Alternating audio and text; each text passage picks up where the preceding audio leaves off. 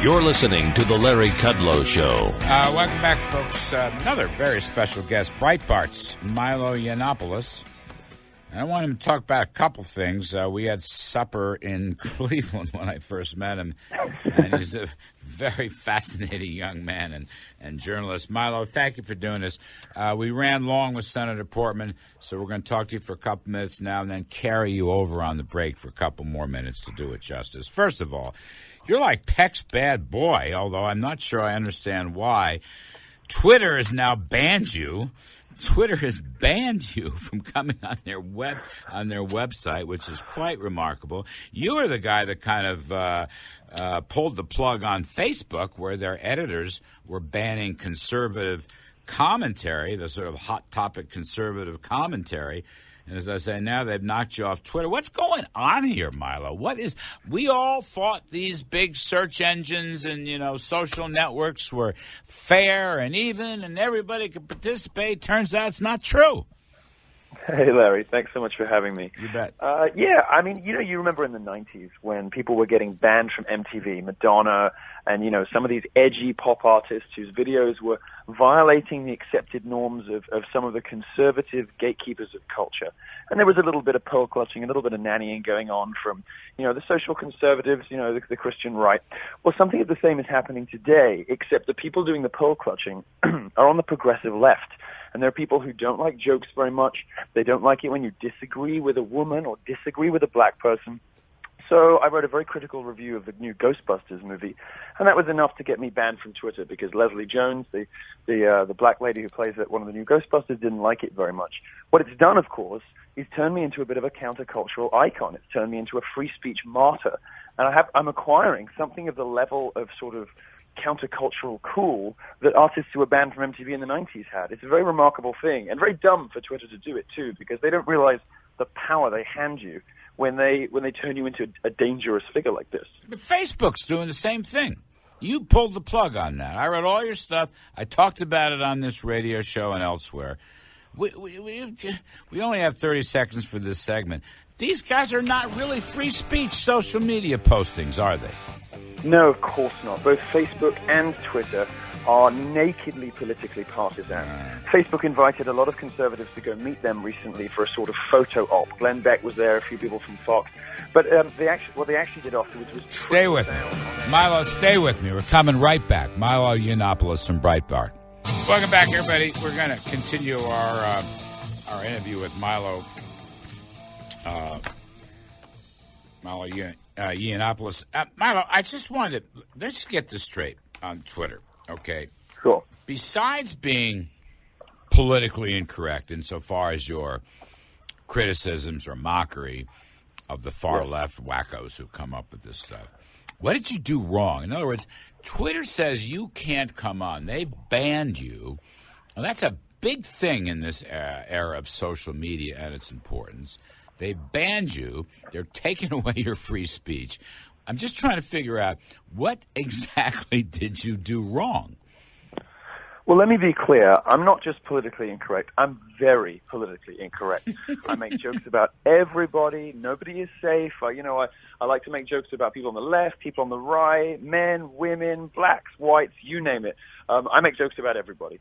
But the problem is that being politically incorrect toward one of the left's, protected victim classes is being characterized by the left as abuse and harassment, as these sort of, all these weird Orwellian phrases to describe the fact the left doesn't have a sense of humor and doesn't like jokes very much. So the answer to your question is I did nothing wrong. Absolutely nothing. Twitter has not been able to provide any evidence whatsoever that I was responsible for some of the nasty things that Leslie Jones, the actress, did receive. They're holding me responsible for the behavior of others. They don't hold Justin Bieber responsible when his fans cut themselves. They don't hold Beyonce responsible when her fans go after Taylor Swift with death threats and rape threats. But they've decided, because I'm a conservative and because they don't like me very much, to hold me responsible for what people do on the internet after I write a review of a movie. That's ridiculous. Can you sue them? I suppose I could. The exciting thing, the interesting bit of that would be, if there were shareholders around, and we all know Twitter shareholders, who used the service, believed that they were getting a fair deal, believed that if they, for instance, spent money with Twitter, that their ads would be treated fairly on the platform, and that they would be, in using the platform and in being investors, get a fair experience that treated conservatives fairly. I could see a suit being brought there. And, of course, if you were a shareholder, you'd probably get discovery in court. I know. Twitter could be asked to provide all of the internal emails that went into the discussion that contributed to the decision to ban me. I don't think the company's going to want those public. Well, that's what I like about it. Look, we're all having supper tonight again. We got Steve Bannon coming up. I hope you're still coming up to Connecticut. And of course. I would love to. Let's put a little heat on Steve. I think he's your publisher or editor. He's got to get you into court and beat Twitter. I mean, it's a front page story. It's also a huge financial story. You know, Twitter's stock's been going south for a while. Can you imagine what will happen to the stocks if somebody files a lawsuit and gets discovery and says, right, I want copies of all the emails and all of the Slack messages and all of the other things between Twitter executives that have gone into the decisions about who to ban on this platform? They would U-turn so quickly on this ban to make this go away. It would make your head spin. That's what I think. I mean, the fact, first of all, that Twitter shareholders know that Twitter has banned Milo Yiannopoulos from Breitbart. That by itself will drive the stock down 12%. They want Absolutely. you, Milos. There's a demand for it. We can have a movement here. Absolutely. And, I was on CNBC. I was on CNBC this week from the Republican National Convention. This decision by Twitter turned me into a kind of little rock star at the RNC. I was all anybody could talk about. You know, when there wasn't stuff going on stage, all anyone was talking about the RNC was Milo Yiannopoulos. This was a very dumb thing. I think Twitter probably snuck this out, hoping it would get buried by all the news from Cleveland. Actually, what happened was it was a concentration of world media, and I just did a tour. You can probably hear my voice is a little hoarse because I've been giving about 100 interviews a day for the last 4 days. We're going to make you the head commissioner of the Federal Communications Commission if we don't tear it out. I head of the FCC just so I can shut it down. We don't need it. All right, Milo, give me. I got about 90 seconds. GOP in Cleveland. What's your take, real fast?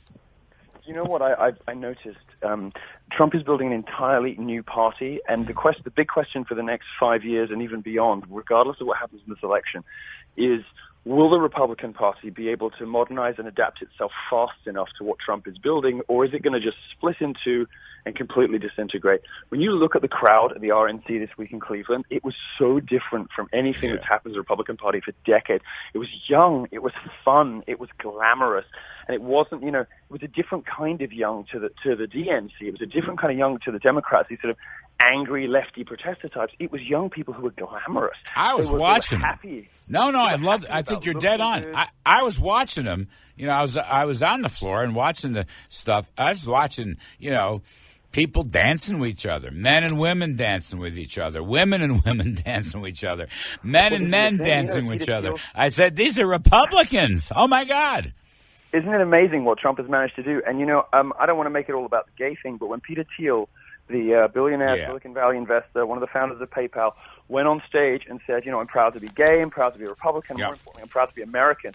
That echoed Trump's message, which is, reject the identitarian politics of the left and just be proud to be American and to believe in American values. And when Trump echoed him afterwards and then said how happy he was to see a room full of Republicans cheering for a gay guy, that was a huge cultural moment, an enormous cultural moment. And that's going to be so damaging and so awkward for the left for so long. It's good for the GOP. I took huge pleasure in that. And Donald Trump is responsible for that. And the good Republican for the Party GOP. needed it. Milo Yiannopoulos at Bright.